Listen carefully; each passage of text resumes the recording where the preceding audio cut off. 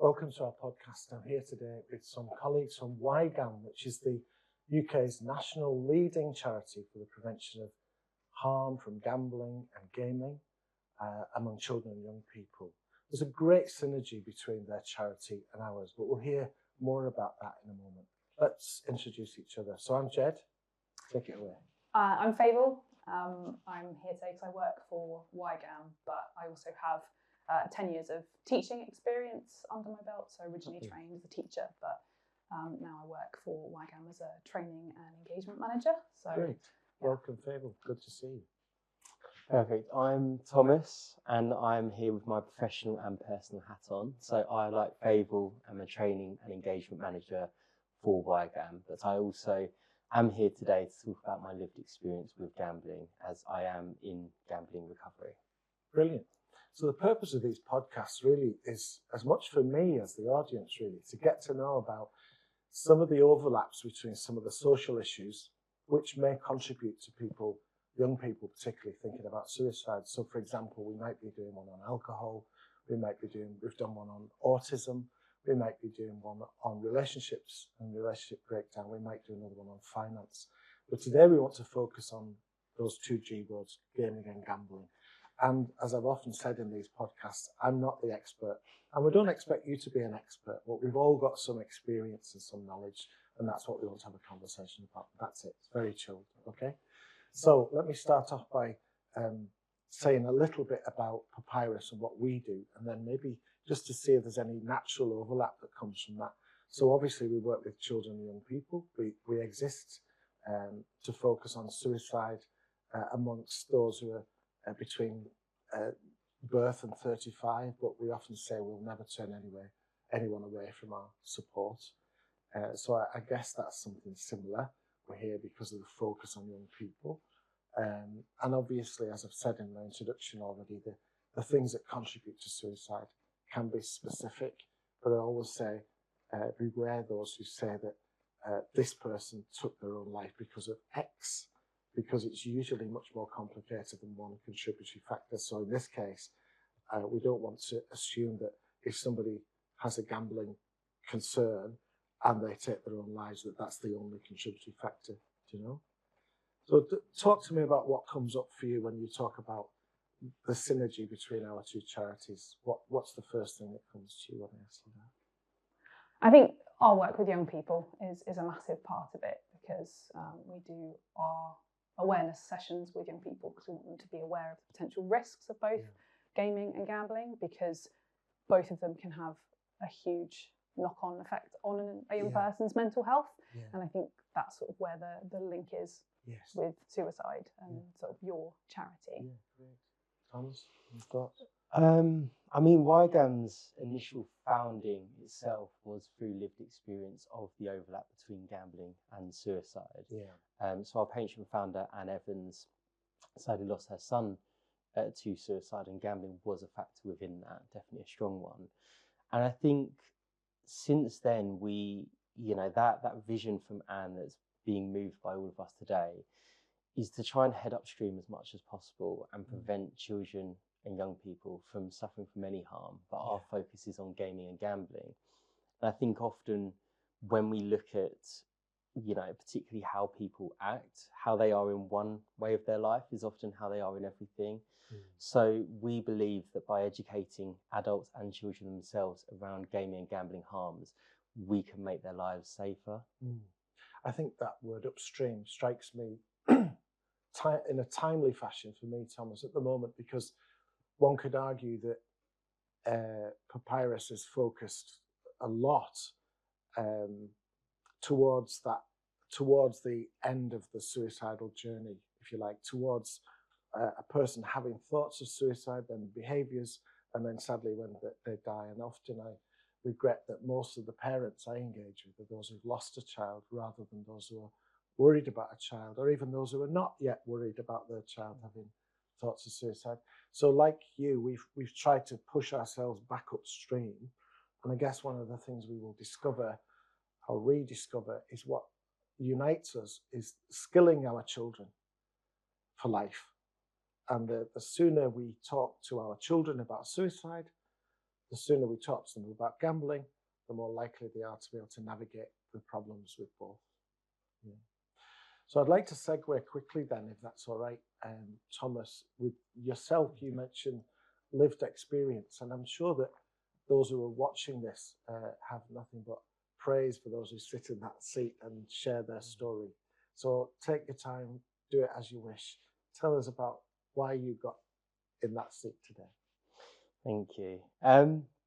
So I think for me, the best way that I can really look at it is from going back to the childhood.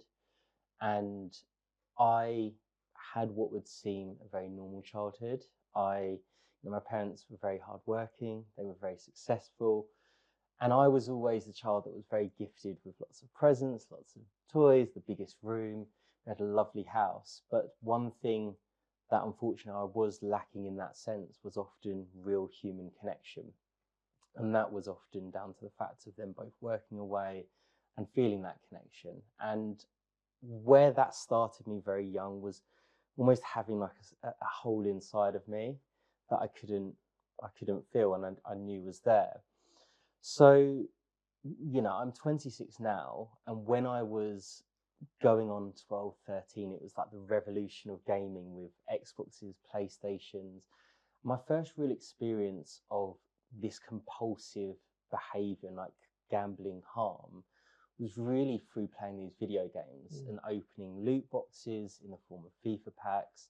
And I would become very manipulative in ways that I could, get my parents' credit card and end up spending hundreds of pounds without having any control over my behavior, knowing logically what I was doing was wrong and knowing that this was going to get me in trouble, but I just had no control over that. At the same time, throughout that childhood, I had a lot of exposure to gambling itself through going to horse racing with my family, seeing as this normal part of culture. And this all sort of bubbled away. And as I grew, so did the hole within me. And that then got me to the age of 18, when suddenly I had more autonomy and control and can actually reach more harmful ways of trying to fill this hole. So, when most people were drinking and partying, I was doing that to the nth degree. I was doing that in a compulsive way, and I was also gambling in a compulsive way. When it was 18, when I just turned 18, that was when my gambling was at the highest. And what I would do is literally go to school, gamble on my phone, come home, gamble on my phone. I'm at an age where you can access gambling sites with your phone and you always have your phone with you. And what was happening is I started to gamble more and more money. And within, 1 month, we got a bank statement that my gambling had been tens of thousands of pounds within a month. And this was sort of carrying on. But that was the first time that I started to self-harm as well. And that was tied into the gambling. Now, I would gamble and have wins and win £200, £300 and feel on top of the world. But then what would happen is I would lose that money and I'd feel so ashamed of myself that I would, grab whatever I could and I would self-harm on my arms, my legs, and I would punish myself because I felt like I deserved punishment. Now, you take that behaviour, and what happens with most 18-year-olds in the country is that they go off, they lose all their support networks, they go somewhere completely new. And that's what happened when I went to university that year. So I went to university, I had all these problems that I was taking with me, but I wasn't taking the support with me.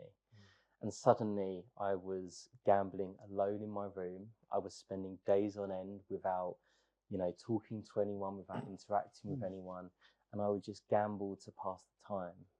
And what happened is I became very withdrawn, became very isolated.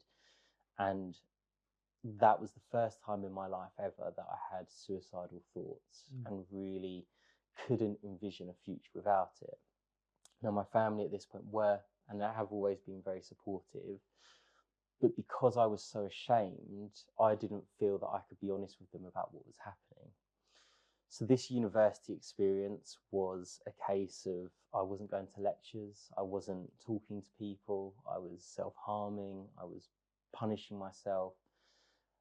And the only way that my parents knew there was a problem is that they could see through the credit card I was spending on that the debts were adding up. And my dad didn't understand what was going on because, you know, most people with harms, it forces them to become very manipulative and very tricky in how they can get around things. And so what would happen is I would spend a lot of money on my dad's credit card, and it created a huge rift between us. And one of the lowest points was a phone call that he had when he'd realised that basically all this money, all these savings had gone. So that was sort of the peak, and things were going and getting worse and worse. And the following summer, after my first year at university, my dad passed away quite suddenly. He had a long-term illness, but we weren't expecting him to die in any sorts. Now, a week after we found out news that he had passed away, I got an email from the university telling me that I'd been kicked out because I hadn't done any of the tests, any of the exams.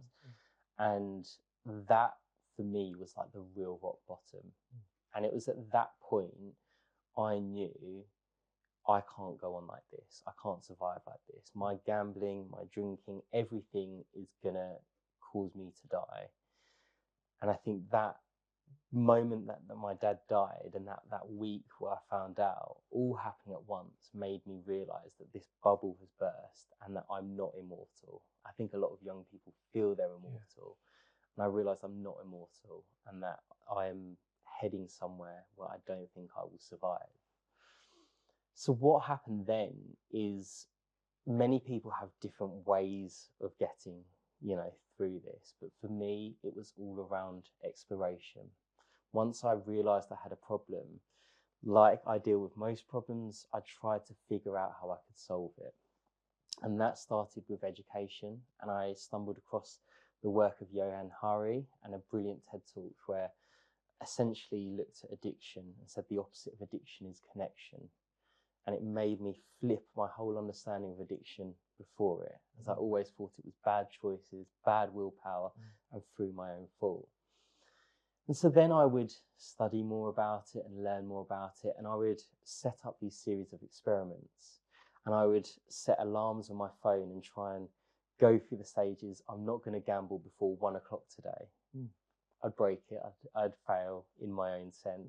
Then I would create, you know, charts and calendars. I would tick every day that I hadn't gambled, and there would be 30 crosses in a row. And what happened is that each time I had this experiment, I would learn a little bit from it, and I would take that forward with me. And the more that I started to look in the lens of a scientist rather than judging myself and beating myself, that's when I really could understand what was going on and actually help myself. Because I think it was the first time I was curious to what was going on and not judging what was going on. So what happened is I then started to be more and more curious. I learned more about how when we're vulnerable and we connect, we can overcome these things. And I started to talk more and more about it to friends, to family, to open up about it, to share these experiments with them. And eventually what happened is after all these mini learnings, I would go from 1 day to 1 week to a couple of weeks, then I would fall back. And then eventually, you know, my road to recovery and my road to sobriety, all I boil it down to is keep trying. I've failed 999 times, but I've tried 1,000 times and I've kept trying. And since then, you know, one of my fondest memories is a year after stopping gambling completely, I took my partner, who I'd met after stopping, out for a date. And it was the time of the Grand National when I'd normally bet. And I used that money instead to go on a date with her. And although, you know, when we're talking about the date, we were talking about who I would have bet on, and I would have bet on this horse and it would have won me a lot of money. But in that moment, I realised that that money meant nothing because I had the time, and it was the time that I would never get back. I can't go back and recoup all the money that I've lost. But from the moment that I stop gambling, from the moment I start loving myself, looking after myself and pursuing this purpose of trying to help others, that's when I get all the time back, and that's when I feel like I win. So that's where I am today.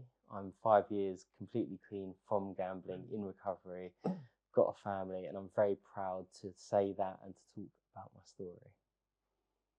Fabulous. I'm very humbled hearing that. I actually find myself smiling because you're smiling, and that's beautiful to see. The recovery is written all over you, do you know? I'm sorry for your loss in the middle of that story as well. I need to say that. Favill, any first thoughts when you hear that? And maybe you've heard that before, but in your world of educating people, as you do, Thomas, what first comes up for you when you hear that story again? Firstly, I haven't actually heard that story, Oh, so that was very moving, and thank you for sharing that. Yeah. But it's the beginning bit, and it's the fact that it's not an uncommon story for a lot of our lived experience colleagues when they track back where it started, and it started from a really young age because of the normalisation of gambling within our country, which is why we are talking about that preventative education, why, as you said earlier, that upstream, we need to get ahead and we need to give the information, the knowledge beforehand, so that young people like Thomas know that everyone around him understands about gambling harm and potentially can seek support sooner. So that really stood out. There were a few things that struck me. One is, firstly, the rawness of your ability to say it as it is, which is an amazing gift, to never lose that. The other one was the whole within yourself.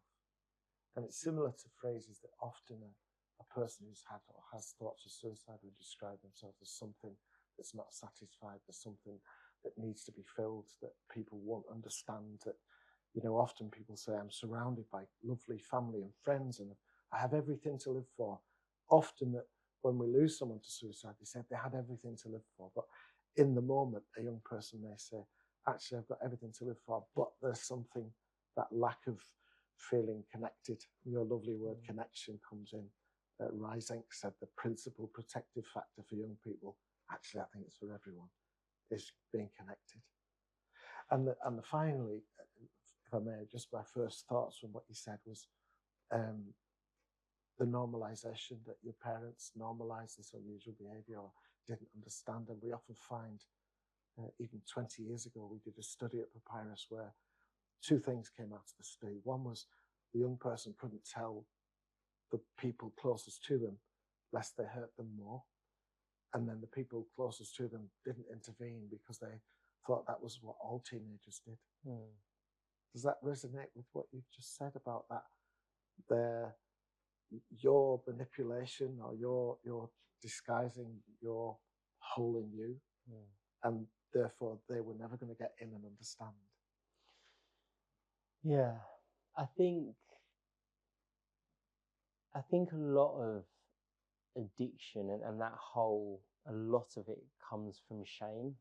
Yeah. And I think for me, shame is that fundamental belief that either what we do isn't good enough or who we are isn't good enough.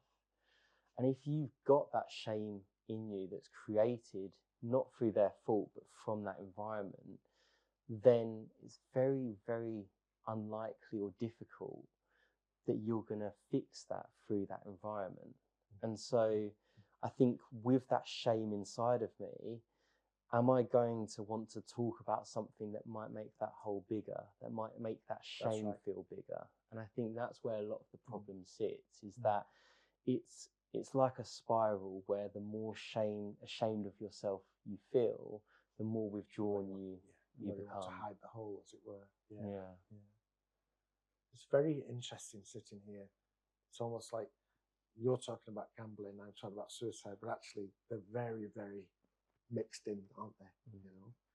I'd love you to tell me a little bit more about children and gambling, particularly, and how, because for some people that might be a brand new thought. That, you know, I'm used to my granddad putting a bet on the horses, but I might not be used to a 4 and 5-year-old getting into the culture of gambling. Do you want to, either you want to start off on that? Yeah, I'm happy to. I mean, research shows that 27% of 11 to 17-year-olds have gambled with their own money in the last 12 months. So over a quarter of those young people are gambling. So it's more prevalent than vaping, and so it is happening.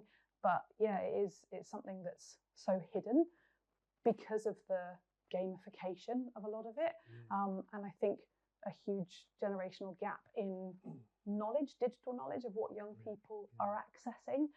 So I think the fact that a lot of it is behind closed doors, behind a screen, with greater access, it's just meaning that more young people are accessing it without our knowledge. I remember going to a conference and some CAMS workers said, well, we can't really keep up with the digital thing, so we avoid talking about that. And I always say, well, if you don't know, explore, be curious. One of our organisational values, be curious, find out. If you're a parent, ask your child what's going on. Help me to understand what you're enjoying, and if it's difficult, then you can have that conversation. Any thoughts on children and whether it's your experience or that of through your work in communities as well? I think what's so dangerous around children and gambling is that, unlike other harms, it's invisible. In terms of, if a child drinks, you will be able to see, you'll be able to smell, you'll be able to sense that something is going on. And I think that's very dangerous, not only in terms of the child, in terms of the adults not knowing what's going on. But I don't, with the work we do, we don't think that a quarter of children, although they've gambled, will have known that they've gambled. And many children won't even know that they're in this harm in the first place. Yes, that's interesting. So any harm surrounding a child is hard to deal with. But what makes it so difficult is that it can often be so hidden, and even hidden to the person suffering from it, and they may not even realise it. Hidden and normalised by people my age. And, well, that's what we all do. But I've got to say, maybe I'm late to the party, but it's only when I started having conversations with you and your colleagues I realised that how prevalent this is amongst children. And the whole concept of gaming and those innocent little games that I play when I can't sleep and I play, whatever it is, Toy Store or whatever, But those little prizes that you almost have to pay to get to win to the next level. And it's so addictive for many of us. That's where the danger is. Are there any other harms that we've not spoken about around gambling you'd like to bring up? I think it's the knock-on effect on the relationships. It's the sort of the isolation that it causes, but that doesn't just stop in the short term. That can continue later on in life with sort of the inability to sort of maintain and hold on to relationships because you've become isolated, secretive. So that is a huge part of it. But the knock-on mental health, the financial aspects, the huge sort of loss of commodities, loss of everything, but the development stage as well, because for a lot of young people, if they are gambling, they're going to be choosing to do that if they are suffering from harms rather than studying. So they're not going to get the same life chances as their peers who aren't gambling. So it's huge. One thing we often forget at PAPYRUS, I remind my colleagues, is our brain is still forming until we're about 25. I think mine probably still is at 58, but most young people don't realise that our brains don't serve us as best as they might, because it's still growing and shaping and all the neuroplastics and all of that. And parents often forget that. I think that we all forget that. I often say, I know what it was like to be 18, but I don't know what it's like to be 18 now. We didn't have phones, let alone what they call them? Loot boxes. Loot boxes, yeah. Say a little bit about loot boxes, please, because some of our listeners won't. They've possibly used them or seen them, but don't understand what. Tell me a little bit about the danger there. Do you want me to? Yeah. I'll chip in. Do a double act. It's so, all right. Yeah. So these are sort of in-game purchases that you can buy using in-game points, or you can buy currency. Yeah. They are a very gamblified product because it's a chance-based outcome. You don't know what you're going to get. So a lot of them you can't see, so it's a surprise. So there's that sort of element of suspense about what you're going to get. You put money into it and then you win something. So like a skin, so the sort of character, what it looks like. You might win a character itself, or a weapon or something like that, but it follows a very similar mechanism to a gambling product. And there's a lot of research to show that loot boxes have a very similar psychological impact and that it does cause harm. So I don't know if you want to add anything else to that loot boxes. So we know that I think just over a third of children and young people have actually opened a loot box in their lifetime. And these are becoming more and more prevalent in more games that we see. And I think there's many risk factors that make them incredibly dangerous. You know, one of them is the fact that they're very normalized amongst influencers. Influencers will film themselves opening, you know, thousands of pounds worth of loot boxes, edit it and have a short clip of them winning. And that creates this false belief over what is actually realistic. Now, some of the other factors is that there's no awareness of actually the odds of the loot box that you're opening. You know, games don't display the chances that you'll win something. And I think it all falls under the fact that they're not regulated. You know, gambling in this country is regulated, but loot boxes aren't regulated. They are regulated in different countries in different ways. But what we're seeing more and more, like my own lived experiences, are young people having access to this mechanism that, you know, distracts them, gives them relief, gives them a feeling that they're good at something and can win something. And that is, you know, being accessed when children as young as 5, 6, 7, 8. So they're getting more and more used to these mechanisms so that when they're of age to gamble, they're able to, you know, gamble away thousands of pounds because they're already normalised to it.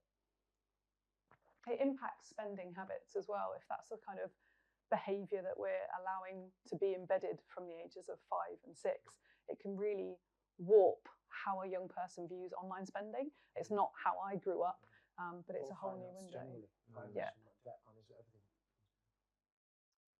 The longer I stay in suicide prevention, I often say the less I know. But one of the things that is common is people report when they have been thinking about suicide, they feel isolated. And I'm guessing that's something that people who are surrounded by gambling, and gambling has become their world, they feel often isolated, as you shared with us, Thomas. And the other word that often people share with us is being trapped, not being able to find another way, and suicide becomes an option for them. How might somebody watching this who's concerned or needs to be more concerned about their young people, how might they know if somebody's got a gambling problem, whether their thoughts of suicide have appeared or not? How would we know? How would I know if my brother or my sister had a gambling addiction? Is that a fair question? Yeah. Well, even if it's not, I've asked it. So it's a tricky one because it is a hidden addiction, but there are things that person will start presenting with, as you said, isolated, becoming withdrawn. So it might be shifts from hobbies that they used to enjoy that they're no longer doing anymore. It might be that they've shifted their friendship group because they're starting to avoid friends, they're avoiding family. I think one as well is that they're quite defensive, quite argumentative, because it can be very easy to dismiss that as maybe they're being hormonal, maybe they're being teenage. Well, like I said, we often normalise unusual, don't we?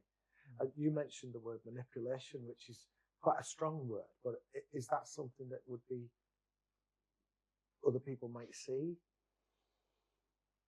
I think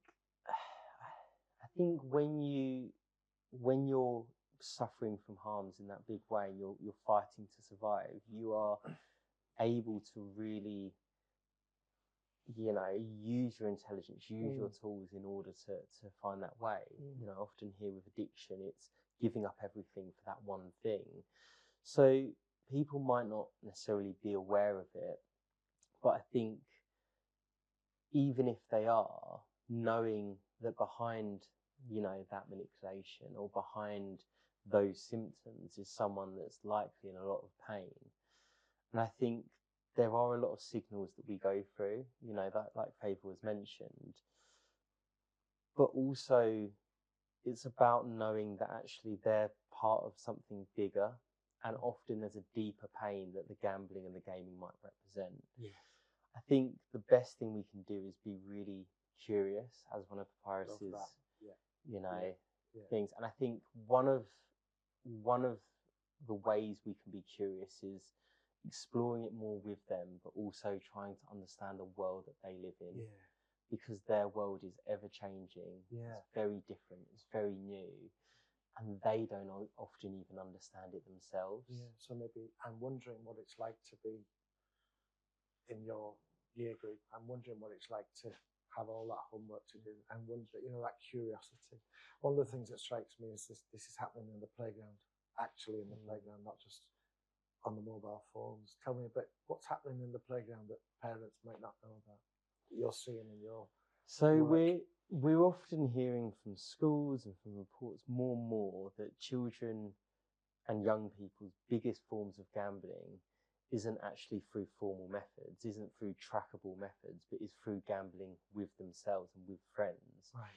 And this can display itself in more traditional games like Penny Up, where, you know, flicking a coin at the wall and whoever's closest wins. Wow. But we're also seeing a huge rise in video game gambling. Yeah.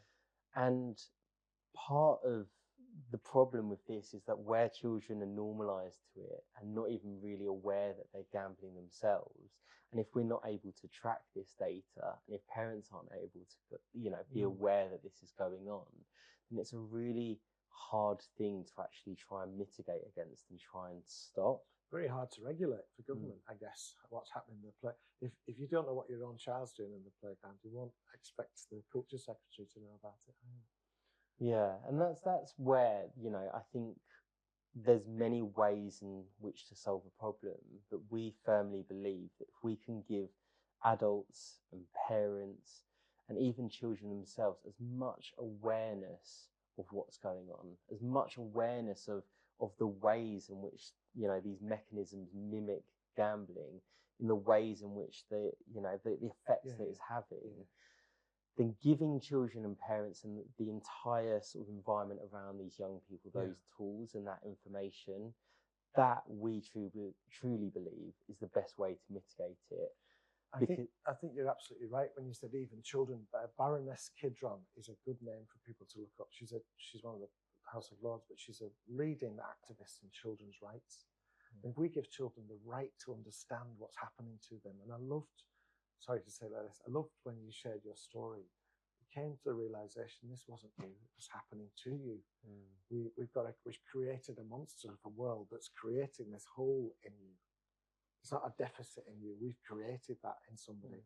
So we have a duty to support people. And I think one of the things she said is, teach parents, please keep teaching parents about online harm she was talking about. But she said, teach children they have a right to be safe. And if we show them that they're being commodified by gambling organisations who salve their conscience by saying be gamble aware, but then perpetuate all the harm, then children will start rising up against this and saying, I'm going to change my behaviour. And I think part of that view of, you know, one way of protecting children is to try and ring fence, to try and, you know, put more pressure on regulation and safety. And we've seen an explosion in the last 30 years of new technology, new ways to game, new ways to gamble. So with regulation, it can always feel like you're a temporary measure until the next thing comes along. I think we instead see a sort of generation of really empowered children. That's right, exactly. With adults who are empowered with the knowledge, with a whole sort of culture where everyone is aware of the understanding. Because if they're aware of the way that gambling and gaming mechanisms work, they'll be aware of a lot of new things that come through and have those skills that will protect them no matter what comes. Last year, we put a press statement out which said, adults, you need to get over yourselves. Children are already talking about suicide. And if we can't translate what's happening in the playground into the classroom, we're failing our children. Very similar, I guess, with gambling, is it not? And I think as well, it's that maybe the adults don't recognise it. They don't recognise the harm's potential. That's why it's so important that they have the information as well. I agree, but is that not, it's too painful. We're not saying parents are bad, are we? We're saying parents are really afraid, certainly with suicide. The last thing you want to say to your child is, are you thinking about suicide? I guess it's similarly difficult to say, I'm noticing your behaviour, I'm wondering if you're gambling, do you know? It's a really tricky conversation to start to navigate. And I think that's why it's so important if parents know that it's being taught in school as well, and that it's coming from a holistic sort of approach, that we can help them with that. The teacher can help. Everyone can work together, because it is a difficult conversation that needs to be continued. It can't be tokenistic and mentioned once. It has to be embedded and discussed. This hasn't been a difficult conversation. It's been a lovely one, and I want to say thank you to both of you. But I'm going to put you on the spot now. If you had one message for a parent who's listening, or a young person who's listening, a child who's listening, what would that be? Do you want to go first, Favill? Yeah, it would be to keep learning about this sort of important area, and to keep asking questions, and to keep finding out sort of information around there, so that we can keep safeguarding against it, other harms. Brilliant. Thomas? Yeah, I think it overlaps a lot with that, but essentially be the scientist, not the judge. And by that, I mean, ask questions, explore. When we're a scientist and we're looking at a problem together, there's no fault, there's no blame. It's a problem that we're working at together and we can solve. So if you're a young person struggling, be the scientist to yourself. It's not your fault, it's not you to blame, but you can explore it, and explore it with an adult, explore it with someone safe, and know that actually it can happen to anyone, just like myself. Yeah. And if you're a mum or dad or brother or sister or partner, be the scientist, not the judge. Love that. Thank you. Well, thank you both. My message is always the same. If you can't talk about this with somebody at home or in school or wherever you work, I don't care what you call us, just call us. Papyrus is here for life. I really enjoyed today's podcast, learning about the overlap between suicide prevention, suicidality, and gambling. Next time we'll pick another area to look at, and how we can learn from maybe another organisation, another individual in relation to suicide prevention. We're always curious to learn more at Papyrus, and I hope you are too. So look forward to seeing you next time.